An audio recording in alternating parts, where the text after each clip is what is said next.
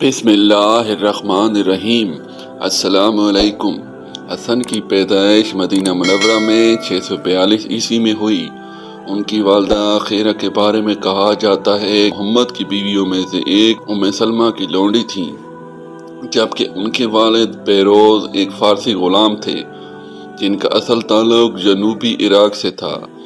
روایت کے مطابق حسن اپنی ابتدائی زندگی کا ایک بڑا حصہ مدینہ میں پلا بڑھا۔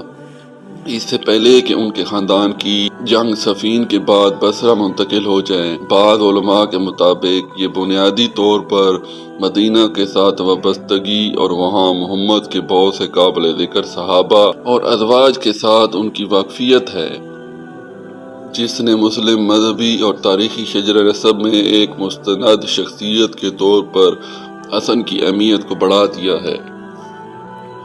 مختلف موجودہ سوانح عمریوں میں بتایا گیا ہے کہ حسن کو کبھی ام سلمہ نے پالا تھا، اور یہ کہ ان کی والدہ ان کی ولادت کے بعد انہیں خلیفہ عمر کے پاس لے گئیں، جن کے بارے میں بتایا جاتا ہے کہ انہیں یہ دعا نصیب ہوئی: اے اللہ، برائے کرم اسے عقیدے میں عقل مند اور تمام لوگوں کے لیے محبوب بنا دیں۔ حسن کی زندگی کے بارے میں مختلف ابتدائی ذرائع بتاتے ہیں کہ اس نے اکثر اسلام کے چوتھے خلیفہ امام علی کے قدموں میں پڑھا، جس کے بارے میں کہا جاتا ہے کہ انہوں نے حسن کو پڑھایا تھا جبکہ موخر ذکر ابھی نوجوانی تھا۔ حسن کے ہم عصروں میں سے بعض نے ان کی شناخت اس دور کے ابدال میں سے ایک کے طور پر کی ہے۔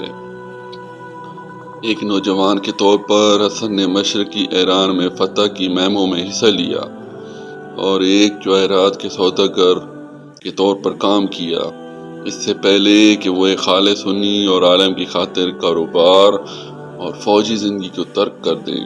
یہی آخری دور تھا کہ اس نے عراق کے گورنروں کی پالیسی پر کھل کر تنقید کرنا شروع کر دی، حتیٰ کہ حکام اس حد تک مشتعل کر دیا کہ اسے در حقیقت حجاج کے دور حکومت میں اپنی جان کی حفاظت کے لیے بھاگنا پڑا۔ اس کے غصے میں حسن 705 میں حجاج کی وصیت کی بنیاد رکھنے کی صریح مذمت کی وجہ سے بیدار ہوا تھا۔ اس دور میں حسن کے قریبی ساتھیوں میں سے ایک ان کا ساتھی سنیاسی اور صوفیانہ فرقہ سباخی تھا، جو ایک آرمینیائی عیسائی تھا جس نے اسلام قبول کیا۔